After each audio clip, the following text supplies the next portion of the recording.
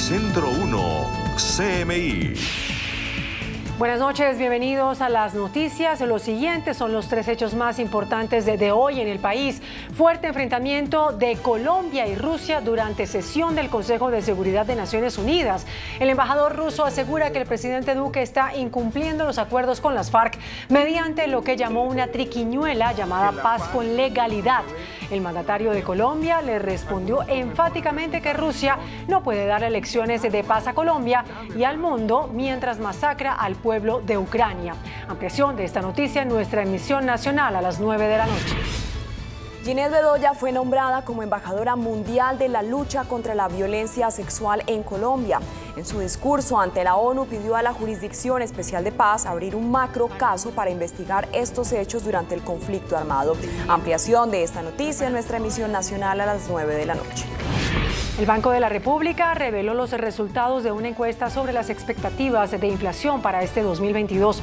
El emisor consultó a los analistas que en su mayoría pronostican que el índice de precios al consumidor cerrará por encima del 7%. El Banco de la República también informó que los pronósticos sobre el dólar prevén que la divisa estadounidense cerrará este año por debajo de 3.800 pesos. Ampliaremos esta noticia en nuestra emisión nacional a las 9 de la noche. Las siguientes son las noticias más importantes del mundo hoy. Ucrania denuncia ataque químico ruso con gas sarín. 66 ataques en un solo día a Ucrania. Autoridades ucranianas denuncian que hay 22.000 muertos en Mariupol. Putin dice que los objetivos de la invasión son nobles. El Papa Francisco afirma que la política fracasó en Ucrania. 16 heridos en tiroteo en el metro de Nueva York. Inflación histórica en Estados Unidos llega al 8.5%. Estados Unidos afirma que hay un alarmante retroceso de derechos humanos en el mundo. Con Margarita Ortega y Luisa Tobo. Las autoridades de Ucrania denuncian un ataque químico con gas sarín ruso en Mariupol. Aseguran que hay varios afectados por la sustancia venenosa. El presidente Biden calificó las muertes como genocidio. En el día 48 de la invasión rusa de Ucrania continúan los ataques por parte de las tropas del Kremlin. El regimiento ucraniano de Azov denunció que las fuerzas rusas utilizaron armas químicas en la asediada ciudad portuaria de Mariupol, donde las víctimas estaban experimentando dificultades para respirar y trastornos del movimiento. Aseguraron que una sustancia desconocida fue lanzada desde un avión no tripulado sobre la ciudad. Вчора окупанти використали проти військових та цивільних осіб Маріуполя отруйну речовину невідомого походження. Епіцентр дії речовини був віддалений від місця перебування людей, тож це посприяло як мінімальному контакту з речовиною, що можливо врятувало їм життя. En tanto, el Reino Unido dijo que intentaba verificar las informaciones de que Rusia habría usado este armamento químico en Mariupol y envió un claro mensaje al Kremlin si llega a ser real el ataque. These are appalling weapons to even think about using, and the fact that they are part of the discussion is deeply sobering.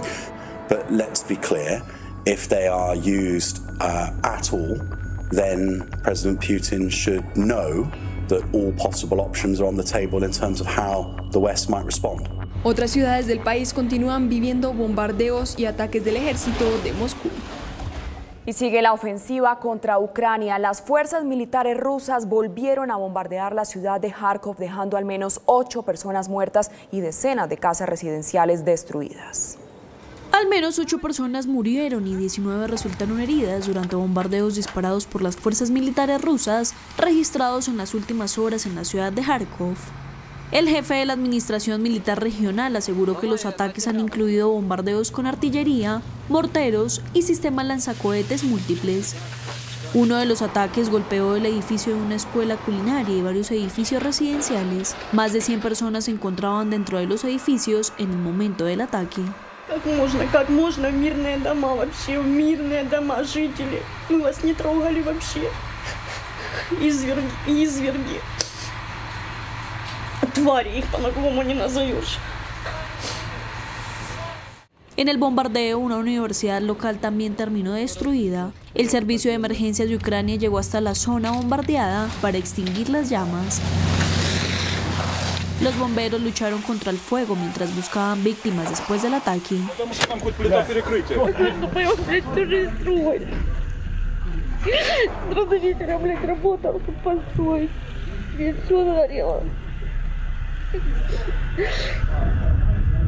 La Fiscalía ucraniana informó que en las últimas horas había encontrado los cuerpos de 6 personas muertas por disparos de bala, los cuales fueron hallados en un sótano en un suburbio al este de Kiev. Los analistas militares occidentales dicen que los ataques de Rusia en Ucrania se centran en un arco de territorio que se extiende desde Kharkov, la segunda ciudad más grande de Ucrania, hasta Kherson en el sur. Se espera que la próxima fase de la batalla sea un enfrentamiento en el este de Ucrania. Las fuerzas ucranianas que defienden Mariupol alertaron sobre la gigantesca cifra de muertes en la ciudad. Afirman que más de 22.000 personas han perdido la vida allí, a manos del ejército ruso. Durante una entrevista para la cadena estadounidense CNN, el gobernador militar de la región de Donetsk aseguró que la situación de la ciudad portuaria de Mariupol, que está sitiada y bloqueada, hace difícil comentar el número real de víctimas, pero lo que saben es que es mucho mayor de lo que se pensaba. We are currently discussing 20 to 22,000 people dead in Mariupol. Asegura que las sanciones han hecho que Rusia cambie de estrategias. What I want to draw people's attention to is that since the sanctions pressure put on the Russian Federation by our Western partners, the EU and the US, and these very stringent sanctions packages, the enemy has changed tactics. De estas 22.000 muertes, al menos 10.000 son de civiles, y las cifras pueden aumentar en los próximos días si es verdad la noticia de que Rusia está usando armas químicas para ganar terreno en Ucrania. El presidente ruso Vladimir Putin aseguró que invadir Ucrania fue una decisión correcta y con objetivos nobles, y advirtió que no parará su ofensiva hasta controlar el Donbass.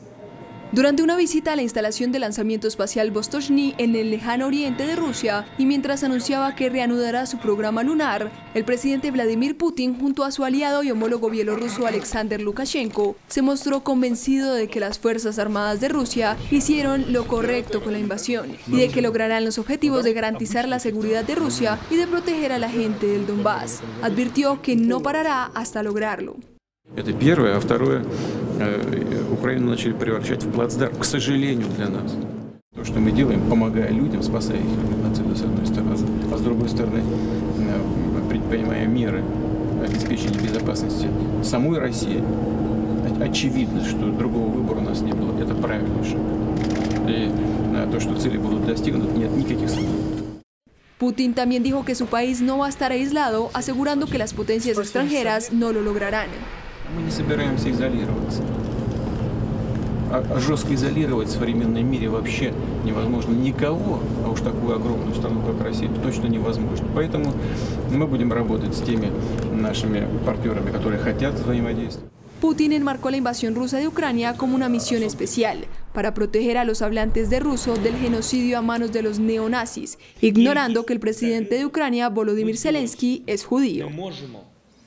El gobierno ucraniano denunció cientos de violaciones, incluidos abusos a menores por parte de las tropas del Kremlin, y afirmó que Ucrania es uno de los países con más minas antipersona en el mundo.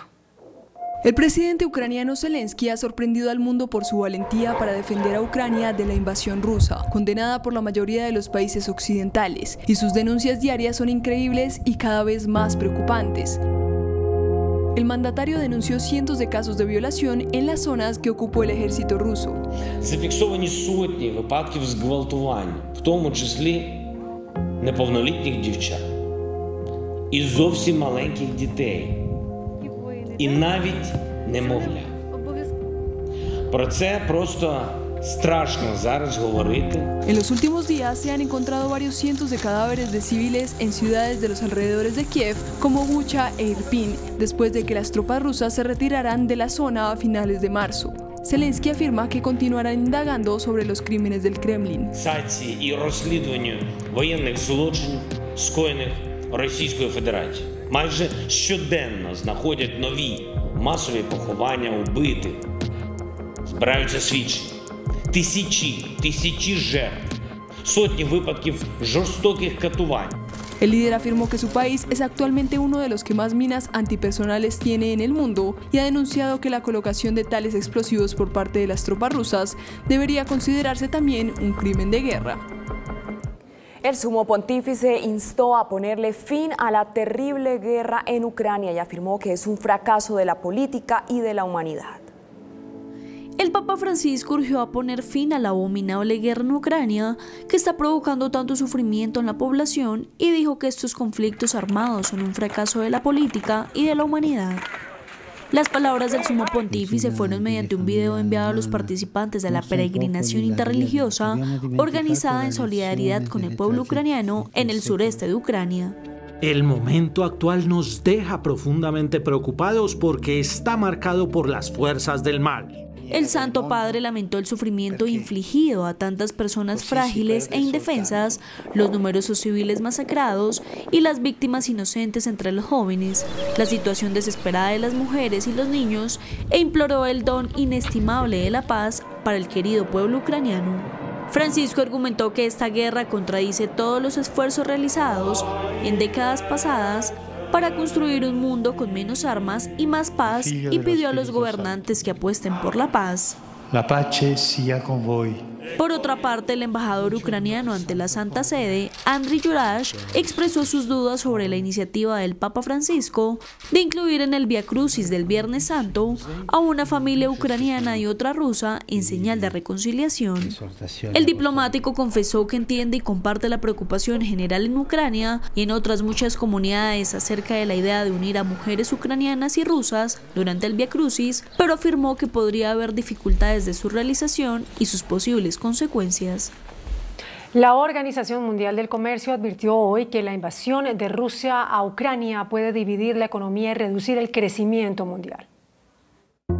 Las perspectivas para la economía mundial se han oscurecido desde el estallido de la guerra en Ucrania el 24 de febrero, lo que llevó a los economistas de la OMC a reevaluar sus proyecciones para el comercio mundial durante los próximos 2 años. A pesar de que crecerá el PIB mundial, la perspectiva se recortó. That global GDP at market exchange rates will grow by 2.8% in 2022, down from the 4.1% projected prior to the war. Según el organismo, la crisis en Ucrania ha causado un inmenso sufrimiento humano, pero también ha perjudicado a la economía mundial en un momento crítico, donde apenas estamos luchando por acabar o contener el coronavirus. The last few years have been tumultuous for the world economy. The COVID-19 pandemic continues to deliver economic shocks in different parts of the world, and we must now brace for the fallout from the war in Ukraine. The horrendous suffering and loss of life in Ukraine is heartbreaking. Analizaron y advirtieron cuáles han sido las consecuencias más notorias de la guerra. La más preocupante es una crisis alimentaria. The most immediate economic effect of the war has been a sharp spike in the prices of food, energy, fertilizer, and some important minerals, for which Ukraine and Russia are key suppliers to world markets. A potential food crisis is looming. La organización ahora espera un crecimiento del volumen del comercio de mercancías del 3% este año, por debajo de su pronóstico anterior del 4,7% y del 3,4% para 2023. Al menos 16 heridos dejó el ataque de un hombre que estaba armado y cubierto por una máscara de gas que le permitió activar una granada de humo en una estación del metro de Nueva York antes de abrir fuego contra los que allí se encontraban. La policía busca al autor del ataque después de que el sospechoso se esfumó en medio del caos desatado en la estación Sunset Park del distrito de Brooklyn, aunque fue identificado como una persona de raza negra de 62 años y con una constitución fuerte. Las 24 líneas del metro de Nueva York, y tal vez una de las más concurridas, fue escenario de al menos 5 minutos de terror cuando un desconocido comenzó a disparar un arma de fuego. Imágenes de los hechos muestran pasajeros ensangrentados tendidos en el suelo de la estación de Sunset Park del distrito de Brooklyn, donde el saldo hasta el momento supera la decena de heridos. Yes, we have 16 total patients. 10 of them are suffering from gunshot wounds and 5 of them are in critical but stable condition at this time.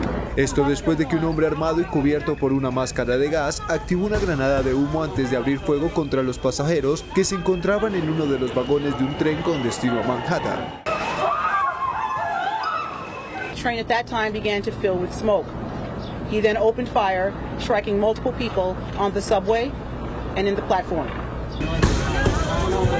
Las autoridades identificaron al sospechoso como un hombre negro de 1,65 metros de altura y constitución fuerte que llevaba un chaleco verde y una sudadera con capucha gris, mientras la policía que busca al autor que se esfumó en medio del caos descartó por el momento un acto terrorista. I want to begin by assuring the public that there are currently no known explosive devices on our subway trains, and this is not being investigated as an act of terrorism at this time. El alcalde de Nueva York, Eric Adams, que se encuentra aislado por coronavirus, publicó un mensaje pidiendo a los ciudadanos que aporten cualquier información que pueda ayudar a la investigación.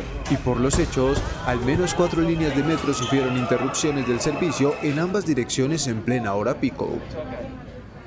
La inflación interanual en Estados Unidos fue del 8,5% en marzo, la más alta en 40 años. El aumento se debe principalmente a los precios de la gasolina, que se dispararon especialmente con la guerra en Ucrania.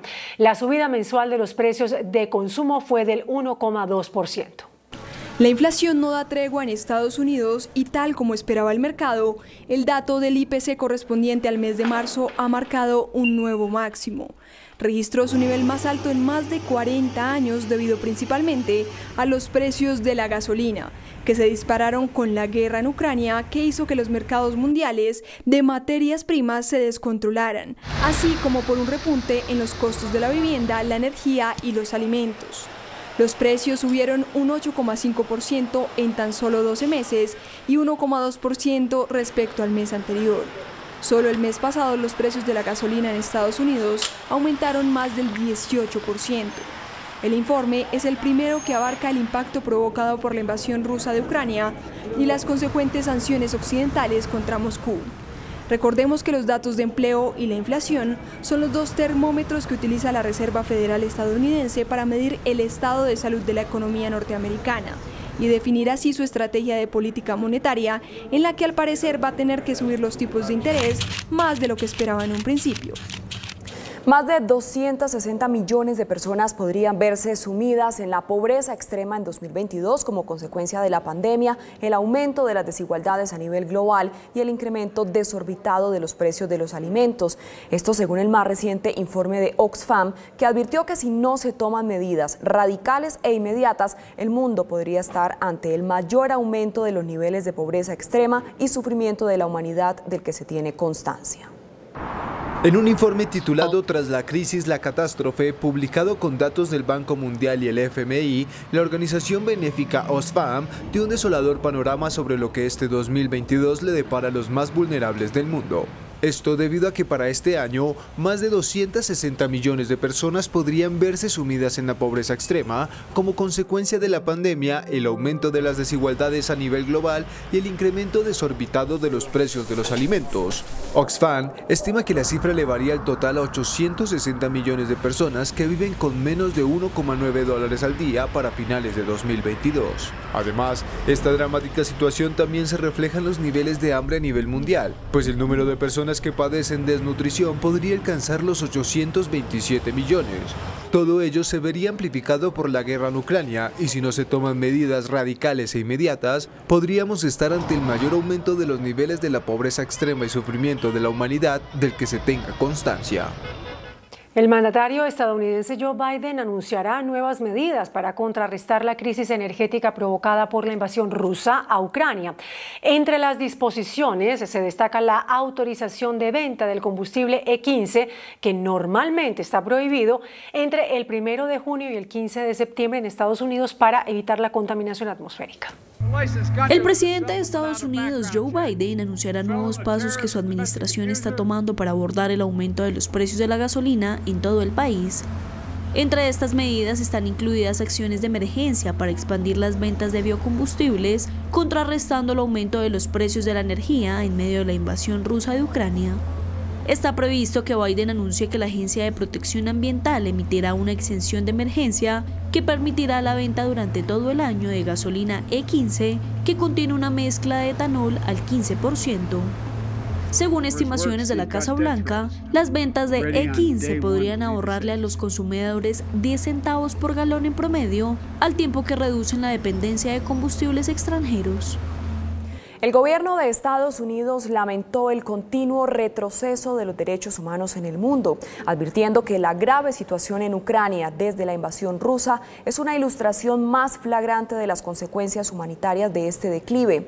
Washington también denunció que la impunidad es el gran escollo para los derechos humanos en América Latina, al destacar que la mayoría de crímenes quedan sin investigar o se resuelven de manera ineficiente. For many years running, we have seen an alarming recession of democracy, the rule of law, respect for human rights in many parts of the world. In the time since releasing our previous report, that backsliding has, unfortunately, continued. De esta manera, el jefe de la diplomacia estadounidense, Antony Blinken, presentó el informe anual del Departamento de Estado sobre los Derechos Humanos, que analiza la situación en unos 198 países y territorios, y en el que Washington lamentó el continuo retroceso de los derechos humanos en el mundo, advirtiendo que la grave situación en Ucrania desde la invasión rusa es la ilustración más flagrante de las consecuencias humanitarias de este declive. In few places have the human consequences of this decline been as stark as they are in the Russian government's brutal war on Ukraine. That's especially true in recent weeks, as Russian forces have been pushed back from towns and cities they occupied or surrounded, and evidence mounts of their widespread atrocities. Estados Unidos también denunció que la impunidad es el gran escollo para los derechos humanos en América Latina, al destacar que la mayoría de crímenes quedan sin investigar o se resuelven de manera ineficiente en países como Cuba, Nicaragua, Venezuela, México, Bolivia y Perú. Por incumplir el confinamiento de COVID-19 con fiestas en Downing Street en 2020 y 2021, el primer ministro británico Boris Johnson y su ministro de Economía fueron multados por infringir la ley. La oposición exige su renuncia. El líder de Reino Unido envió un mensaje de disculpas por haber infringido las normas el pasado 19 de junio de 2020. I apologize once again for the mistake that I made, and as I've said just now, I want to be able to get on and deliver the mandate that I have. El mandatario aseguró que ese día fue su cumpleaños y departió por 10 minutos con compañeros de trabajo y que no pensó que eso estuviera fuera de las reglas. The police have found otherwise, and I fully respect the outcome of their investigation. I understand the anger that many will feel that I myself fell short when it came to observing the very rules which the government I lead had introduced to protect the public, and I accept in all sincerity that people had the right to expect better. Boris Johnson, quien ya pagó, y su ministro de Finanzas Rishi Sunak fueron multados en el marco de la investigación policial sobre fiestas celebradas durante los confinamientos contra el COVID-19. Mientras tanto, el líder de la oposición, el laborista Keir Starmer, pidió inmediatamente la dimisión del número 1 y el número 2 del Ejecutivo Conservador. Boris Johnson y Rishi Sunak infringieron la ley y mintieron repetidamente a los ciudadanos británicos. Ambos deben dimitir. Los conservadores son totalmente incapaces de gobernar. Al estricto confinamiento que se vive en Shanghái por el rebrote del coronavirus, se suman escenas de caos en la ciudad. Se han disparado las cifras de suicidios, los casos de saqueos y los niños sin sus padres en hospitales. China ha tomado nuevas medidas por el rebrote de casos de COVID-19 y la variante de Omicron. Shanghái, la ciudad con mayor número de habitantes, se encuentra en aislamiento desde hace más de 2 semanas y con esto vive un auténtico caos. La falta de alimentos y medicamentos desencadenó una ola de protestas e incidentes por los damnificados. Hubo saqueos en supermercados para tratar de abastecerse. Los habitantes solo pueden salir una vez al día para realizar compras alimenticias y quienes incumplan se ven sometidos a malos tratos y multas. Muchos niños fueron separados de sus padres para evitar la propagación. Incluso en redes sociales se han conocido decenas de videos que muestran una de las peores consecuencias del confinamiento, y es que provocó una masiva ola de suicidios. La gente, desesperada por el encierro, grita por las ventanas de sus casas para pedir la relajación de las restricciones. Otra medida que indigna al mundo es que trabajadores estatales iniciaron la matanza de perros y gatos porque sus dueños tenían coronavirus. El gobierno de Nicolás Maduro está acelerando un proceso para la devolución de bienes expropiados por el desaparecido Hugo Chávez. El proceso no contempla indemnizaciones o pagos compensatorios a los afectados. Según reveló el diario El País, con discreción y sin grandes anuncios, el gobierno de Nicolás Maduro adelanta un proceso a gran escala para devolver al sector privado activos expropiados en los últimos años, especialmente los que fueron confiscados durante la época del comandante Hugo Chávez y que incluye una lista de propiedades y empresas en las que destacan fincas vinculadas a la producción agraria, hoteles e industrias. El hermetismo ha sido clave en este proceso. La devolución del centro comercial Sambil a sus propietarios, la familia Cohen, que llevaba meses en negociaciones secretas, parece ser solo la punta del iceberg, en medio del aumento de contactos entre el oficialismo y el sector empresarial. Aunque en ningún caso el proceso contempla indemnizaciones o pagos compensatorios a los afectados, pese a que sus activos hoy se encuentran destruidos o en un serio deterioro tras una fallida administración del Estado. Hay alarma en Ciudad de México por miles de cilindros de gas que están acumulados en la capital del país. El cementerio de tanques mantiene en vilo a los habitantes de Ciudad de México, pues además de afectar su calidad de vida, temen que el gas licuado de petróleo de uso doméstico que escapa de los cilindros cause una explosión o los enferme. Las imágenes aéreas muestran los miles de viejos tanques multicolores de una antigua refinería de la estatal Pemex. Una fuerte polémica se ha desatado en torno al ejército brasileño después de que un diputado reveló la compra de 35.000 pastillas de Viagra para los militares. Según el parlamentario de centro izquierda Elias Vaz, el presidente Jair Bolsonaro y sus allegados están gastando dinero público para comprar pastillitas azules a los soldados, mientras en los hospitales hay escasez de medicamentos, por lo que le exigió al gobierno una explicación por este gasto que tildó de inmoral. Por su parte, el Ministerio de Defensa explicó en un comunicado que la adquisición de sildenafilo estaba destinada al tratamiento de pacientes con hipertensión arterial pulmonar, dado que medicamentos como el Viagra también permiten dilatar los vasos de los pulmones. Al menos 60 personas han perdido la vida por las inundaciones en Sudáfrica. Durante varios días el país se ha visto afectado por fuertes lluvias que han resultado en deslizamientos en la costa este. El ejército se desplegó para proporcionar apoyo aéreo durante las tareas de rescate. En una escuela secundaria de Durban, decenas de alumnos y de profesores siguen atrapados. Más de 2.000 casas y 4.000 viviendas informales han sido dañadas por las lluvias torrenciales.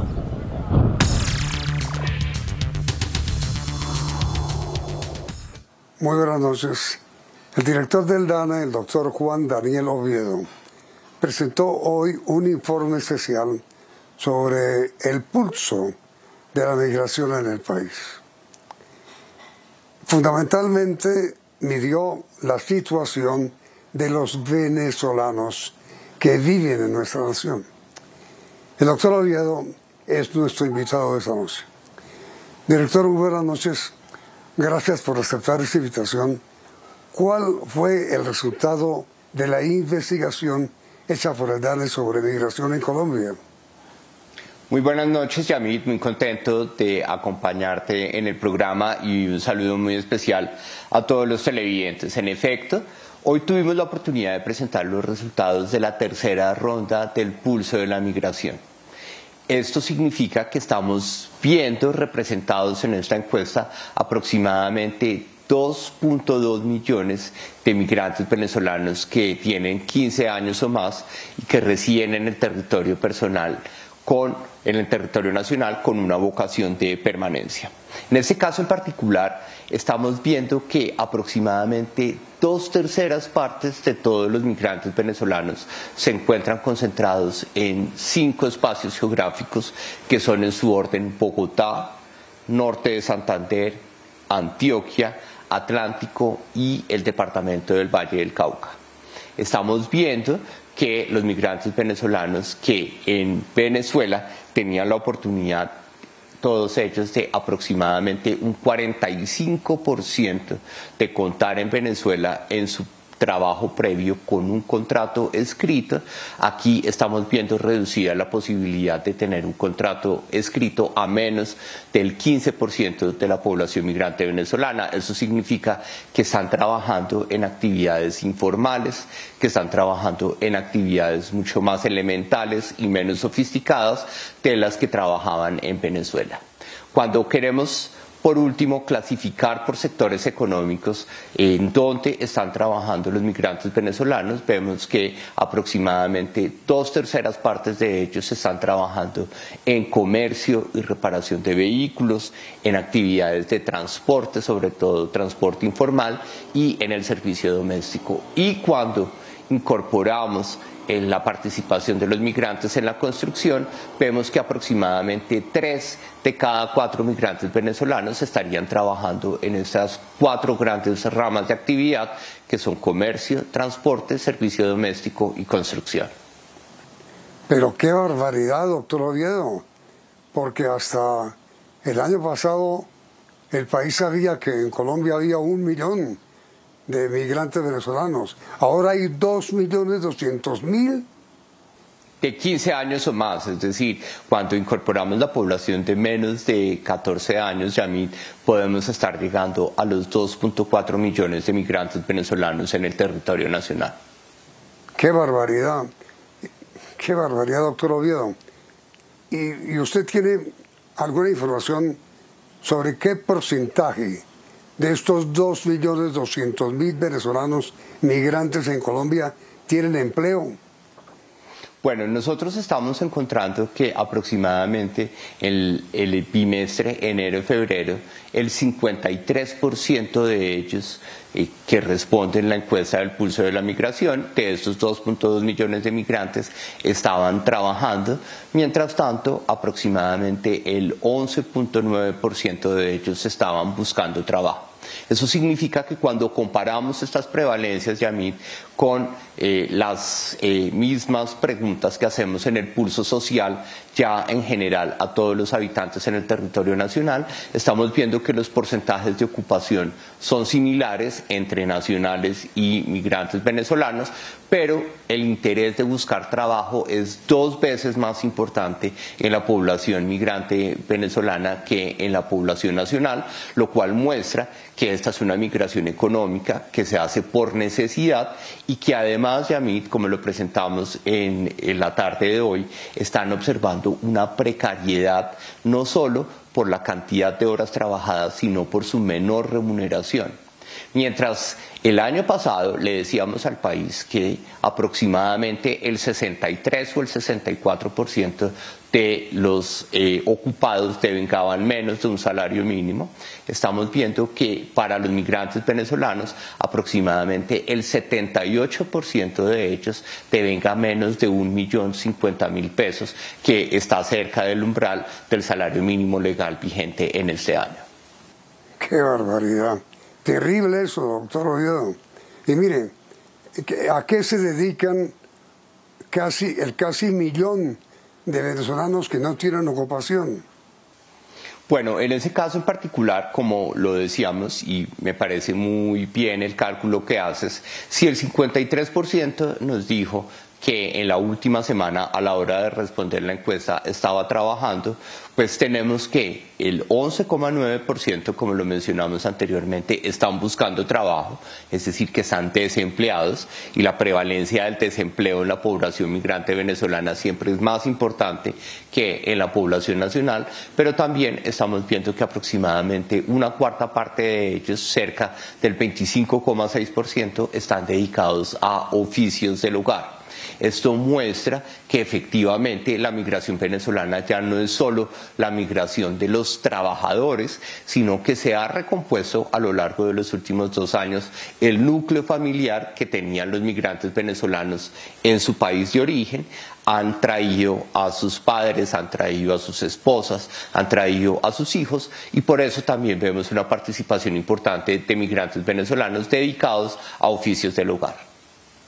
Y mire, doctor Oviedo, ¿qué estableció la investigación del DANE en materia de salud y de bienestar o no que tenga la población venezolana migrante? Y educación, salud y educación. Bueno, en ese punto, Yamit, tenemos 2 buenas noticias, creo yo, que compartir con los televidentes. En primer lugar, cuando nosotros le preguntamos a los migrantes venezolanos si, ubicados en la situación actual, consideran que los miembros de su familia que se encuentran en edad escolar están teniendo acceso a la educación aquí en Colombia, estamos viendo que el 68% de ellos nos responde que sí ve que sus familiares en edad escolar estén teniendo acceso a la educación. Un 10% nos dice que no y el 22% restante nos dice que no tiene familiares en edad escolar porque sabemos que son migrantes y algunos de ellos todavía no han traído al resto de su familia. Esto significa, Yamit, que para aquellos migrantes que tienen familiares en edad escolar, casi el 87% de ellos nos está afirmando que sus niños o jóvenes que forman parte de su núcleo familiar sí están teniendo acceso a la educación aquí en Colombia, lo cual es bastante satisfactorio. Cuando hacemos la misma pregunta en relación con la dimensión de salud, le preguntamos a los migrantes si consideran que los miembros de su núcleo familiar pueden tener acceso a la salud. En este caso, solamente el 42,9% de ellos nos reportó considerar que todos los miembros de su núcleo familiar estaban teniendo acceso a la salud, y cuando indagamos ¿por qué no están teniendo acceso a la salud? Vemos que la falta de papeles, como lo dicen coloquialmente, o la situación irregular de su permanencia aquí en Colombia, contribuye a ser la principal causa para no tener acceso a la salud aquí en Colombia. Pues mire, doctor Oviedo, estas cifras que usted ha divulgado hoy demuestran que es absolutamente urgente e indispensable la necesidad de que Colombia reciba ayuda internacional para atender a estos señores y señoras y jóvenes víctimas del régimen venezolano y que están migrando a nuestra nación buscando refugio.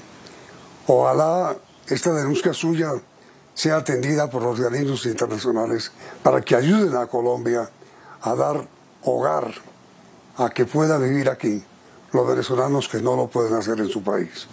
Doctor Oviedo, muchas gracias. Muchas gracias, Yamit, y siempre muy contento de acompañarte en este espacio. Mire, una cosa final. Quisiera preguntarle a usted sobre el precio de los alimentos que están totalmente disparados. Pero ya el tiempo se nos agotó. ¿Me acepta usted hacer el programa para mañana sobre el precio de los alimentos en Colombia?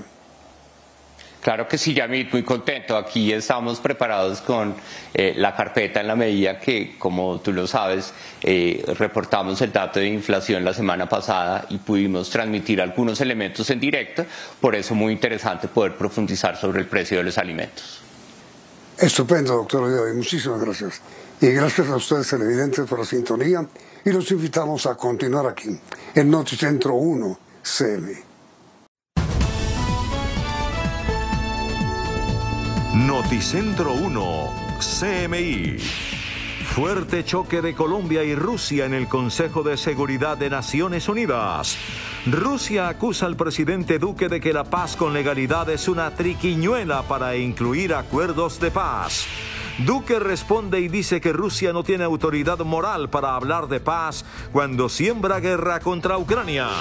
Sociedad civil protesta por veto de Duque para intervenir en Consejo de Seguridad sobre el tema de la paz. Ginelle Bedoya, elegida por la ONU como embajadora mundial en la lucha contra violencia sexual. Petro plantea perdón social luego de que su hermano Juan Fernando visitó a Iván Moreno en La Picota. Fico y Fajardo responden y afirman que no se puede negociar con corruptos. Corte Constitucional confirma calidad de imputado de Álvaro Uribe.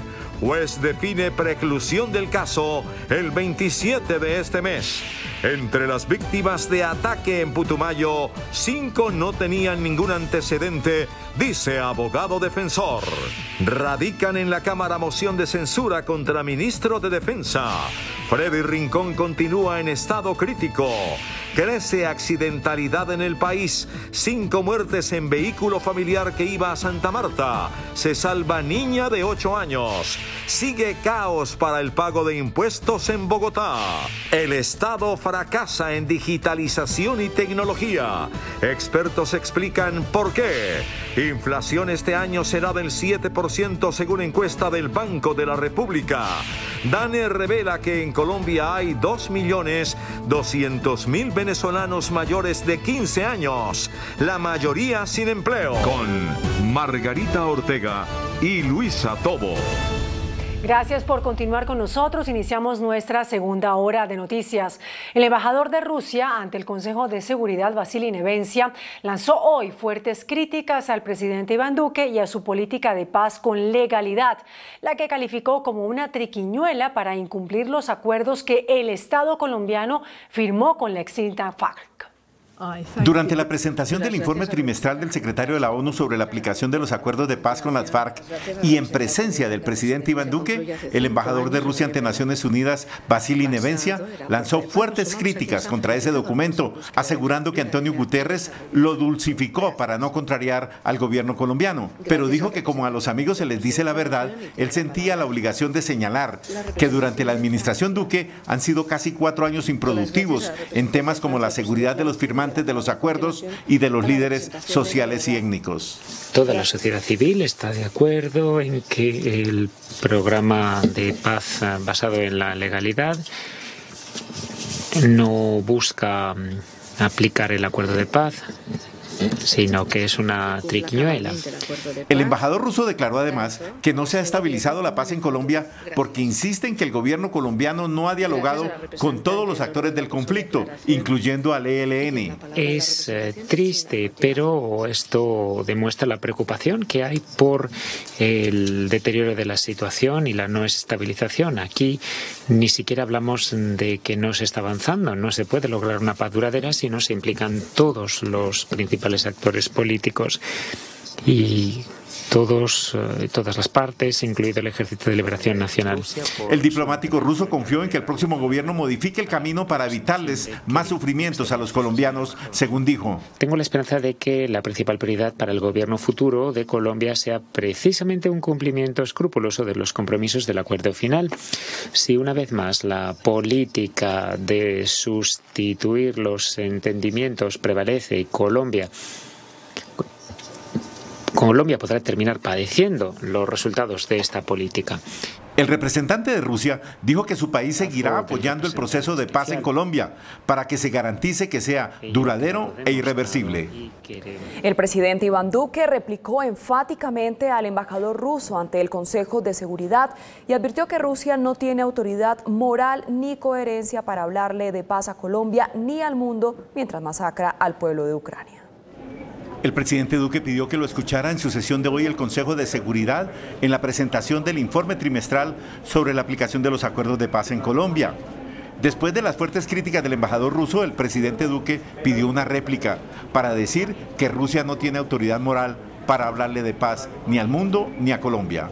Pero es muy importante que no pretendan quienes hoy están lacerando a un pueblo inerme darle mensajes de paz al mundo mientras están cometiendo estos hechos fratricidas que todos rechazamos, porque la tristeza que se vive hoy en Ucrania es la tristeza de una humanidad que clama porque este genocidio termine, pare ya, no hay justificación alguna. Pidió al Consejo que se cumpla con el mandato histórico de resolver los conflictos mediante el entendimiento y no por la vía de la descalificación. Entonces es muy importante que aquí, en este Consejo de Seguridad, en este órgano rector de este sistema de Naciones Unidas que fue creado para que la humanidad resolviera sus conflictos en el entendimiento del diálogo multilateral, no se hable de paz por quienes están sembrando hoy la guerra y la desolación. Duque agradeció a los miembros del Consejo en su totalidad que se declararon a la expectativa del informe de la Comisión de la Verdad del conflicto colombiano que se presentará en junio. Que podamos recibir el reporte de la Comisión de la Verdad, pero que ese reporte sea una oportunidad para unir, no para dividir, para construir, no para destruir, y para darle una reflexión profunda, sin sesgos, con total independencia, También en respuesta al embajador ruso que pidió diálogo con el ELN, el presidente Duque reiteró que no se puede entender con un grupo que no ha querido suspender sus acciones criminales, los secuestros y el narcotráfico. Y es que los países miembros del Consejo de Seguridad de Naciones se declararon preocupados por la creciente violencia en algunas regiones de Colombia. Pidieron que se cumplan los acuerdos de paz para la protección de los firmantes y aseguraron que están a la expectativa del informe que en junio presentará la Comisión de la Verdad sobre los orígenes del conflicto en el país. En el Consejo de Seguridad, el representante del secretario de Naciones Unidas para la verificación de la paz en Colombia, Carlos Ruiz Massieu, leyó el informe trimestral, reconociendo avances en la aplicación de los acuerdos, pero manifestando preocupación por la inseguridad, especialmente para los excombatientes. Naturalmente, el reconocimiento de lo ya avanzado no significa minimizar los retos y los riesgos que aún amenazan la consolidación de la paz en el país. Los embajadores reconocieron que el tema de la violencia y la inseguridad en Colombia les preocupa. Señor presidente, la violencia persistente en Colombia sigue siendo muy preocupante, especialmente los niveles de desplazamiento, de confinamiento, de intimidación, de asesinatos selectivos. Coincidimos con las observaciones del secretario general en el sentido de la necesidad de fortalecer las medidas de seguridad conforme a lo establecido en el acuerdo de paz. Y cada masacre, cada asesinato, cada desplazamiento de población es un peligro para el acuerdo de paz. Actualmente las garantías de seguridad son insuficientes. Colombia ha demostrado que tiene la voluntad política y las condiciones para controlar la violencia contra excombatientes, que en algunos casos se confunde con el narcotráfico y la violencia urbana. El embajador de Estados Unidos, Christopher Pillow, pidió que el país se prepare de buena manera para el informe de la Comisión de la Verdad, que dijo serán conclusiones difíciles sobre las cuales todas las partes deben reflexionar. El vocero del Partido Comunes en el Senado, Carlos Antonio Lozada, calificó como mentiroso el informe que rindió el presidente Iván Duque sobre la implementación de los acuerdos de paz en el Consejo de Seguridad de Naciones Unidas. De esta manera, Carlos Antonio Lozada, senador del Partido Comunes, califica el informe que rindió hoy el presidente Iván Duque ante el Consejo de Seguridad de las Naciones Unidas sobre el proceso de paz. Mentiroso. Dice que además, paz con legalidad no es la implementación de los acuerdos que ellos suscribieron con el Estado colombiano. No hace más que reafirmar el carácter de este gobierno que se gastó sus 4 años tratando de engañar al pueblo colombiano y a la comunidad internacional en el sentido de hacerles creer que la denominada paz con legalidad era la implementación del acuerdo. Y advierte que lo que hace Duque es intentar engañar a la comunidad internacional. Este informe busca realmente desinformar y tergiversar lo que realmente está sucediendo en el país en materia de implementación del acuerdo de paz. Destaca, eso sí, Carlos Antonio Lozada, que tienen participación política pese a la voluntad del gobierno Duque, porque la obtienen directamente por el acuerdo de paz y no por la implementación. Por su parte, el senador Ciro Ramírez defendió el discurso del presidente Duque en la ONU y la implementación de los acuerdos de paz. El senador del Centro Democrático, Ciro Ramírez, defendió la intervención del presidente Iván Duque en la ONU. Aseguró que este gobierno sí ha cumplido con la paz. Creo que Colombia le ha cumplido a todos esos colombianos que han devuelto sus armas para llevar una vida civil y al cumplimiento de la ley y la Constitución, y así mismo ha tenido el respaldo del Consejo de Seguridad de las Naciones Unidas. Ramírez además se refirió a la solicitud del presidente Iván Duque sobre la situación en Rusia. Para que los que piden paz en Colombia no respalden la invasión de Rusia en Ucrania. Más de 50 organizaciones de la sociedad civil se quejaron en cartas enviadas a embajadores del Consejo de Seguridad de Naciones Unidas por un supuesto veto del presidente para que sus representantes intervinieran en la sesión de hoy. Noticentro 1 CMI conoció en exclusiva estas 2 cartas que envió la sociedad civil al Consejo de Seguridad de las Naciones Unidas a algunos de sus embajadores. Se quejan allí de que el presidente Iván Duque puso como condición que no participaran los miembros de la sociedad civil. Nuestro actual presidente, señor Iván Duque Márquez, ha tomado la decisión de impedir la participación y representación de la voz de las víctimas del conflicto armado durante tan importante sesión de mañana, especialmente en un contexto de guerra donde los testimonios de civiles nunca han sido tan importantes y respetados. Y dicen además que la implementación del acuerdo de paz por parte del gobierno nacional está rezagada en lo que tiene que ver con la política de género y la política étnica. Si la implementación del acuerdo de paz fuera un tren, nosotros iríamos en la cola, seríamos el último vagón. Y critican el nombre que le dio el gobierno Duque a la implementación de los acuerdos. La política de paz con legalidad ignora la arquitectura del acuerdo de paz. La misiva enviada a los embajadores del Consejo de Seguridad de las Naciones Unidas fue suscrita por decenas de organizaciones civiles. Y desde Indepaz criticaron la intervención del presidente Duque en la ONU. Dijeron que lo que el presidente Iván Duque hizo fue una simulación de la implementación de la paz. Desde Indepaz señalaron que el presidente Iván Duque omitió información en el informe presentado frente a las Naciones Unidas sobre la implementación del acuerdo de paz. Omitió decir que en puntos centrales, en materia de tierras, por ejemplo, se ha llegado solamente al 0,001% de la meta. 1.500 hectáreas han entregado realmente a los campesinos. No se ha aplicado una política de sustitución y crece el narcotráfico de la exportación de cocaína durante este gobierno. Sobre el tema de seguridad, dijeron que en el último año han aumentado las masacres, los asesinatos a líderes sociales y los atentados contra firmantes del acuerdo de paz. 500.000 personas desplazadas o confinadas durante el actual gobierno. ¿Qué es esto? Un informe del Departamento de Estado sobre los Derechos Humanos denuncia que en Colombia se cometieron homicidios arbitrarios o ilegales por parte de agentes estatales. Además afirma que los grupos armados continúan cometiendo abusos contra los derechos humanos y crímenes violentos. El Departamento de Estado de Estados Unidos publicó su informe sobre los derechos humanos en 2021, que analiza la situación en unos 198 países y territorios. Según el documento, en Colombia, el gobierno o sus agentes cometieron homicidios arbitrarios o ilegales. Según la organización no gubernamental CINEP, del 1 de enero al 26 de agosto, hubo 28 casos de muertes intencionales de civiles cometidas por agentes estatales. Agrega que según informes, agentes de la policía mataron a varios civiles durante las protestas en todo el país que comenzaron el 28 de abril. La ONG Human Rights Watch recopiló información que relacionaba con la policía 25 muertes de civiles durante las protestas, incluidas 18 muertes cometidas con munición real. El documento también dice que continúan operando grupos armados, incluidas las disidencias de las FARC, el ELN y bandas de narcotraficantes. Los grupos armados, así como los narcotraficantes, fueron perpetradores significativos de abusos contra los derechos humanos y crímenes violentos. Sin embargo, aclara que el gobierno investigó estas acciones y persiguió a los responsables en la medida de lo posible. La periodista Ginette Bedoya se convirtió en embajadora de las Naciones Unidas contra la violencia sexual. A veces es difícil seguir, pero cuando entiendes que hay miles de mujeres en el mundo que están afrontando lo mismo que tú has afrontado, es cuando no puedes desfallecer.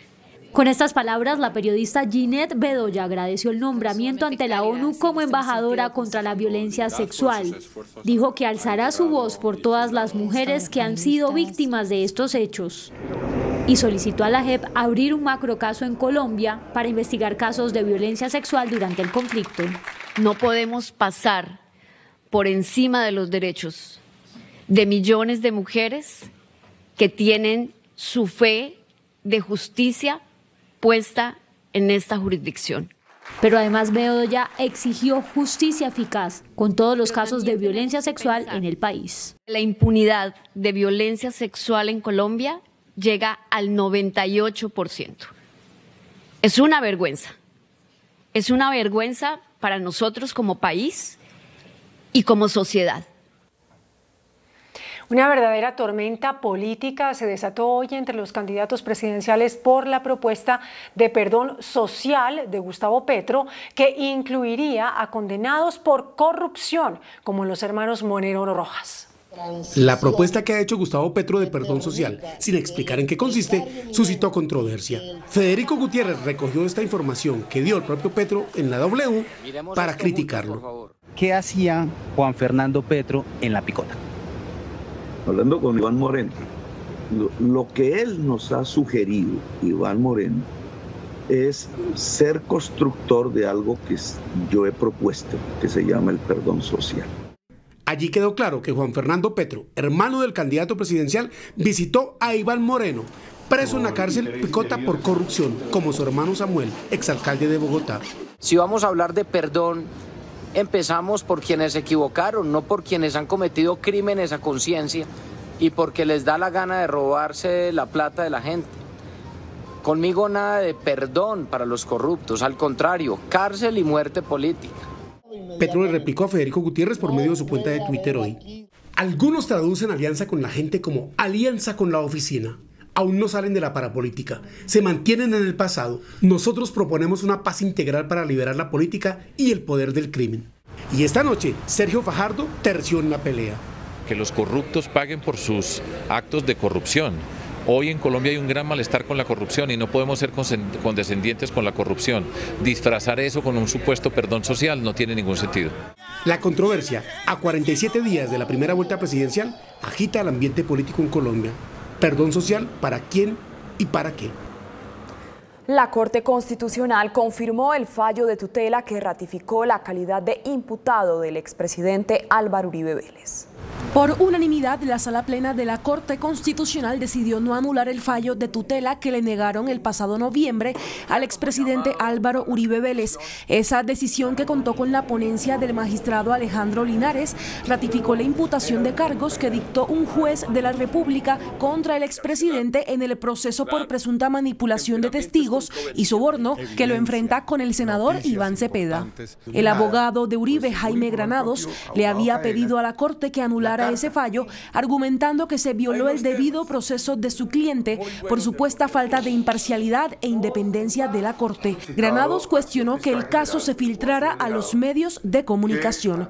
Los magistrados determinaron que no se violaron sus derechos. El 27 de abril, una jueza decidirá si precluye o no el proceso en su contra. El expresidente Uribe aún no ha sido notificado de esta nueva decisión que le da continuidad a su proceso. Ana María Cuesta, Noticentro 1, CMI. El abogado de 5 familias de personas muertas en la acción militar en el departamento del Putumayo aseguró que tiene cómo demostrar que nunca pertenecieron a un grupo ilegal y advirtió que los señalamientos del comandante del ejército ponen en riesgo a los sobrevivientes. El abogado David Melo hace parte del movimiento campesino, cocalero y agrario. Representa a las familias de 5 personas muertas en la acción del ejército en Puerto Asís. Hasta el momento se tiene en probabilidad de verdad de 5 personas, que es la defensa que yo realizo, porque no tengo acceso, porque no tengo poder de las otras personas, que estas no pertenecen y nunca pertenecieron a una GAUR. A nombre de las familias se pronunció sobre la más reciente declaración del comandante del ejército, según la cual todos los que murieron hacían parte de la disidencia del Frente 48 de las FARC. Hacer esos señalamientos pone en riesgo la vida de los familiares, o sea, de las personas que quedaron vivas. Recuerde que el departamento del Putumayo es una zona donde siempre ha estado en conflicto. Asegura que la información expuesta por el ejército no justifica una acción militar de esa magnitud. Consideraría que no es suficiente un informe de inteligencia para maquillar lo que sucedió el 28 de marzo del 2022. Según el abogado, los habitantes de la vereda fueron testigos de la manipulación de los cuerpos y la escena de los hechos. Que cuando llegaron los cuerpos no se encontraban en el mismo lugar donde fueron asesinados, sino detrás de la cocina comunal. Y hoy quedó radicada la moción de censura contra el ministro de Defensa, Diego Molano, que impulsan varios parlamentarios en la Cámara de Representantes. Representantes de la oposición como Catherine Miranda y María José Pizarro radicaron en la Cámara de Representantes la solicitud para el debate de moción de censura al ministro Diego Molano. La presidenta de la Cámara deberá definir la fecha del mismo. Por su parte, Carlos Ardila, representante de la Cámara por el Putumayo y vicepresidente de la Cámara, rechazó las declaraciones del general del Ejército Nacional, Eduardo Enrique Zapateiro. General Zapateiro, resultan desafortunadas sus declaraciones cuando intenta justificar una operación militar que ha terminado con la vida de un menor de edad y de una mujer en estado de embarazo. Nada justifica y resulta poco legítimo cuando se trata de la vida de niños, de niñas, de adolescentes y de mujeres en estado de embarazo. Ardila dijo que es prioridad del Estado garantizar los derechos y protección de los menores de edad para recuperar la confianza de los colombianos en sus instituciones. El exfutbolista de la Selección Colombia, Freddy Rincón, sigue en cuidados intensivos y será sometido a nuevos exámenes por los médicos que lo atienden en la clínica Imbanaco de Cali. El exfutbolista Freddy Rincón, de 55 años, cumplió más de 36 horas en estado muy crítico y bajo observación en la unidad de cuidados intensivos. Vamos a proceder a tomar algunos exámenes adicionales en su cerebro que nos muestren el plan de trabajo a implementar. La fe es lo que mantiene unida a la familia de Freddy Rincón. Algunos parientes han llegado desde Buenaventura para acompañar el proceso evolutivo del exfutbolista y esperar una pronta recuperación. Seguir siendo positivos y nada, creer de que de ahí se va a levantar mi papá, de que él se va a levantar, y agradecerles a todos, la verdad. Agradecerles a todos por las energías positivas que nos brindan, igual la familia sabe. Y sí, eso, solo toca creer en Dios y nada, tener mucha fe de que mi papá se va a levantar de ahí. Entre tanto, las autoridades informaron que en la Fiscalía General de la Nación reposan las pruebas recolectadas para que sea esta la entidad que determine responsabilidades en el aparatoso siniestro. Ya a la Fiscalía se le han entregado todos los elementos en relación a lo que ha ocurrido, el croquis, los videos, la información que se brinda. Hoy, en inmediaciones de la clínica Imbanaco, sur de Cali, se cumplió este solemne acto de oración para pedir que el Coloso del Puerto siga inspirando a los aficionados del balompié y compartiendo junto a los más cercanos su alegría característica. Por otro lado, Jorge Eduardo Muñoz Beltrán, conductor del Mío que chocó violentamente contra la camioneta en que se movilizaba el Coloso de Buenaventura, sufrió un trauma craneoencefálico. Su condición es estable y será sometido a cirugía en una de sus extremidades inferiores. Y en tragedia terminó el paseo de una familia bogotana que viajaba al mar en la costa Caribe. El vehículo en el que viajaban se estrelló con un camión. 5 personas murieron y una niña de 8 años se salvó milagrosamente. Este es el kilómetro 73 de la Troncal de Oriente, a la altura de Santa Rosalía, zona bananera del Magdalena. Aquí quedaron los sueños de una familia de Bogotá en querer conocer el mar en estas vacaciones de Semana Santa. Eran las 3 de la madrugada cuando ocurrió el accidente. 2 de los turistas mueren en el lugar de los hechos y horas después, en una clínica del municipio de Ciénaga, mueren 3 más por la gravedad de las heridas. La hipótesis del accidente es la de adelantar invadiendo carril del sentido contrario. En esta Semana Santa, bajo el lema Apasionate por la vida, hacemos un llamado a acatar las normas de tránsito. Así quedó el vehículo donde viajaban las 6 personas. 5 de ellas murieron, mientras la niña de 8 años, la única sobreviviente del accidente, se recupera satisfactoriamente. La policía continúa con las investigaciones del accidente, donde perdieron la vida 5 turistas bogotanos, apenas iniciando las vacaciones de Semana Santa. En un accidente automovilístico en Risaralda, un niño murió y 10 personas más resultaron heridas cuando transitaban por una vía veredal. Un menor indígena de 5 años de edad perdió la vida en un accidente de tránsito que se registró en una vía veredal entre el corregimiento de Santa Cecilia, en Pueblo Rico, Risaralda, y el resguardo indígena de Santa Teresa. Al parecer, el campero en el que se movilizaban varias personas sufrió una falla mecánica y se salió de la vía, dejando 10 personas heridas, entre ellas 3 menores de edad. Estamos verificando con las autoridades todo lo relacionado a este accidente que lamentamos profundamente y que pues vamos a verificar de qué manera pudo suceder este hecho. Según las autoridades, esta no es una vía y no hay permisos para que por allí se movilicen vehículos, lo que preocupa a la administración departamental. Las personas lesionadas fueron trasladadas al hospital local y algunos a Pereira por la gravedad de las heridas. Hay alerta en el país por el aumento en la accidentalidad en las diferentes vías del país durante esta Semana Santa.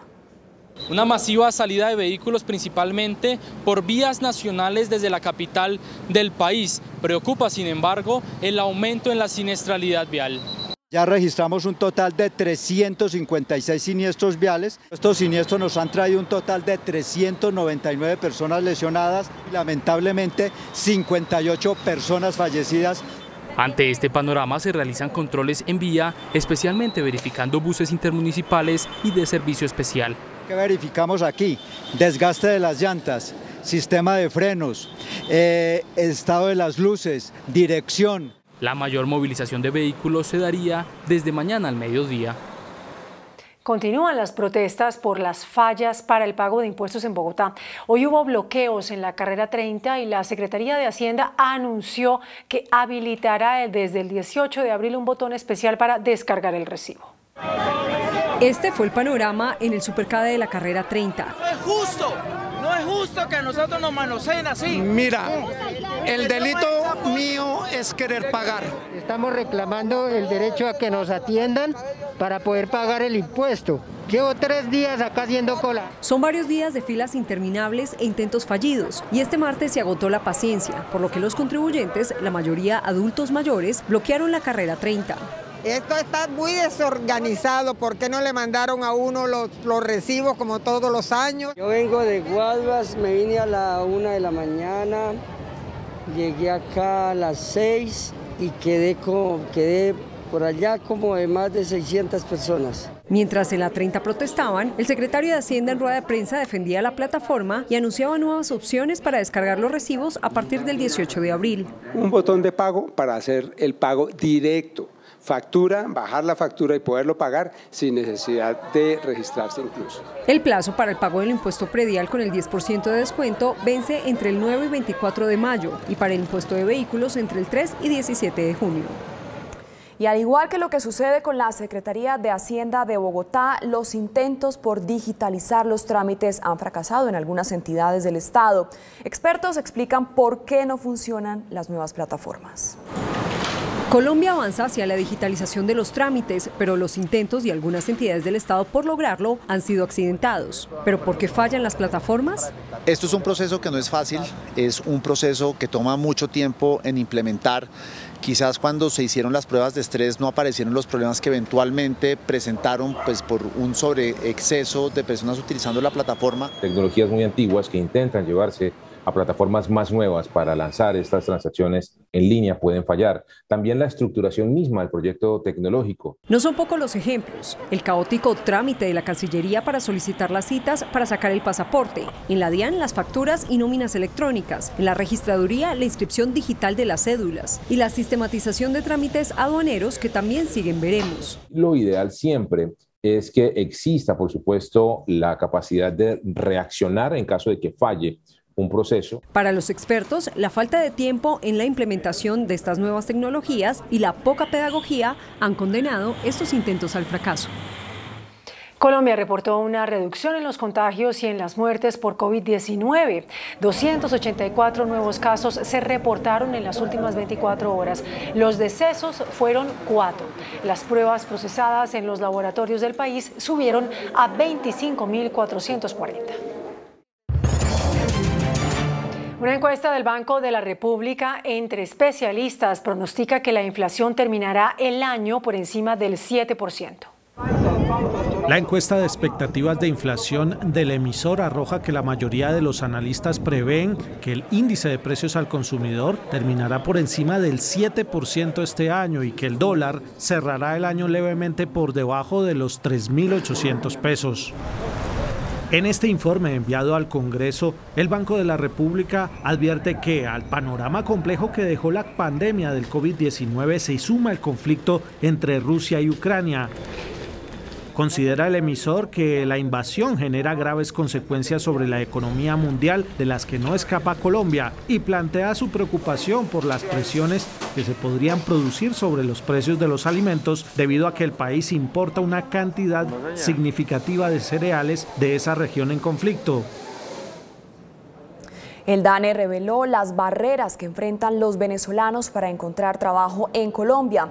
El estudio confirma las precarias condiciones laborales de los migrantes. El DANE les preguntó a los venezolanos radicados en Colombia en qué actividad ocupó la mayor parte del tiempo, trabajando 51,7%, buscando trabajo 24,3%, en oficios del hogar 14,3% y estudiando 6,8%. La encuesta del DANE reveló que el 85% de los migrantes venezolanos tienen problemas para conseguir empleo remunerado. Una barrera para poderse incorporar al mercado laboral es su falta de experiencia. Los venezolanos también han estado afectados por la pérdida de empleos, mientras hasta agosto el 57% se encontraban trabajando. A noviembre la cifra se redujo al 55% y en febrero ya era solo el 53%. Se calcula que en el país hay 2.200.000 venezolanos. El presidente de FENALCO, Jaime Alberto Cabal, reportó un crecimiento en las ventas del comercio minorista durante el mes de marzo.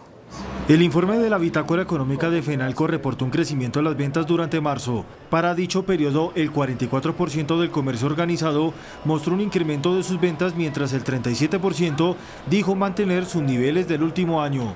De esta manera, el 81% total del comercio revela cifras positivas. Jornadas como el Día Sin IVA impulsaron el consumo.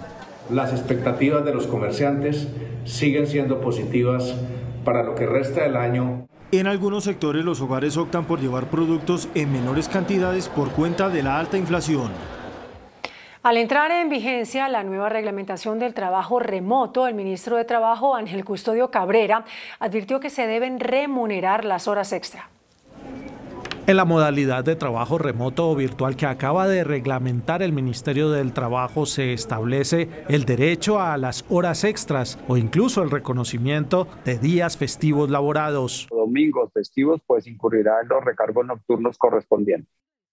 Ministro, con esta nueva modalidad de trabajo que se acaba de reglamentar, ¿quién garantiza las condiciones en el lugar de trabajo remoto y cuál sería aquí el papel de las ARL? Bueno, primero que todo, en trabajo remoto, como es virtual, el empleador tiene que garantizar los dispositivos, el computador. Se calcula que durante los meses más duros de la pandemia y durante el confinamiento, más de 3 millones de trabajadores desempeñaron sus labores de manera virtual. Los gobiernos de Colombia y Perú reactivaron el transporte internacional de pasajeros por carretera en la ruta Bogotá-Lima. La reactivación de la ruta Bogotá-Lima se dio tras un acuerdo de la ministra de Transporte Ángela María Orozco con el gobierno peruano. Se tendrá que cumplir unos requerimientos y protocolos de bioseguridad. La ruta internacional estuvo suspendida desde el inicio de la pandemia. Están dadas las condiciones para que los usuarios puedan desplazarse de manera segura, cumpliendo con los protocolos de bioseguridad establecidos por los dos gobiernos, que deben ser consultados por los viajeros antes de salir a las vías. Los menores de 12 años podrán abordar siempre y cuando no registren síntomas. Una difícil situación financiera atraviesa el metro de Medellín debido al menor número de pasajeros que se moviliza actualmente. La situación financiera del metro de Medellín es tan crítica que hoy no cuenta con recursos ni ahorros para futuros proyectos como compra de trenes o ampliación de estaciones debido a las pérdidas de 552.000 millones de pesos por pandemia. De ellos, la nación giró 172.000 millones. Sin embargo, el déficit aún sigue siendo alto, de 379.000 millones de pesos. No es posible para la empresa Metro en un futuro muy cercano, en el corto y mediano plazo, apalancar la compra de flota nueva. En el año 2020 de la pandemia, el metro de Medellín redujo un 47% el número de viajes comparado con el 2019. La directora de la Cámara de la Industria Automotriz, Juliana Rico, pide agilizar la reglamentación que define los estímulos tributarios para los vehículos híbridos y eléctricos en el país.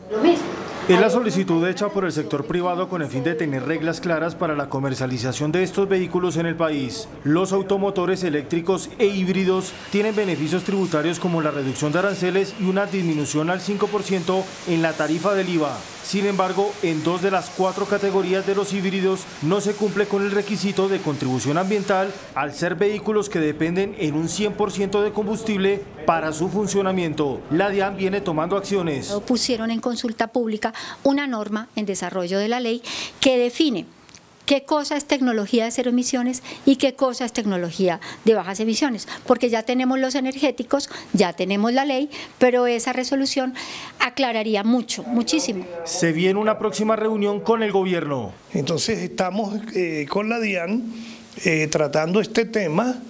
El día 25 de abril vamos a tener una reunión para tratar de aclarar las cosas. La idea es evitar efectos negativos sobre las metas de transición energética y movilidad. El índice de capitalización de la bolsa, que mide el comportamiento de las 20 principales acciones, cerró a la baja. El índice selectivo MSCI Colcap de la Bolsa de Valores de Colombia bajó 0,29% a 1.626 puntos. La acción del Banco de Bogotá fue la que más subió, con una valorización de 2,24% a 54.800 pesos. La acción de la Bolsa de Valores de Colombia fue la que más bajó, con una pérdida de 3,14% a 9.265 pesos. La acción más negociada de la jornada fue la de Ecopetrol, al movilizar más de 20.000 millones de pesos, con una variación positiva de 1,08% a 3.565 pesos. Y el dólar cerró a la baja. Indicadores económicos en Noticentro 1 CMI. La tasa representativa del mercado que regirá para mañana miércoles será de 3.736 pesos con 70 centavos. Los profesionales del cambio compran la divisa en promedio entre 1.730 pesos y la venden entre 1.780 pesos. Un euro cuesta 4.064 pesos. La libra de café en Nueva York se cotizó a $2.33. El azúcar se transó en 20,23 centavos de dólar la libra. El barril de petróleo WTI se cotizó a $100,99 centavos. La referencia Brent para Colombia se cotizó en $104,89 centavos. Una acción de Ecopetrol cuesta 3.565 pesos. La Fiscalía reportó la captura de 21 integrantes de una red de tráfico de fauna silvestre. Las capturas se produjeron en 5 departamentos. 19 de los presuntos criminales fueron enviados a la cárcel. En el operativo fueron rescatados más de 1.000 animales que iban a ser comercializados en Medellín. Un brutal ataque sufrieron 2 aficionados al fútbol del equipo América en Bogotá. Con cuchillos y palos fueron atacados por otros jóvenes de Millonarios. Los victimarios fueron dejados en libertad. Otro acto de intolerancia por parte de supuestos hinchas de equipos colombianos. Las víctimas más recientes, 2 jóvenes del América. Los hechos ocurrieron en la localidad de Kennedy, en Bogotá, donde sufrieron un brutal ataque por un grupo de supuestos barristas de Millonarios. Con palos y cuchillos golpearon a los aficionados sin importar que estaban en el piso inconscientes. Este tipo de situaciones no tienen por qué darse ni entre los hinchas del fútbol ni entre los ciudadanos, porque nos estamos matando por cosas que podemos resolver hablando.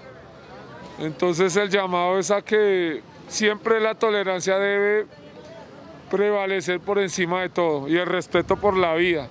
Los 2 jóvenes que recibieron entre 8 y 12 puñaladas se recuperan en la clínica de Occidente.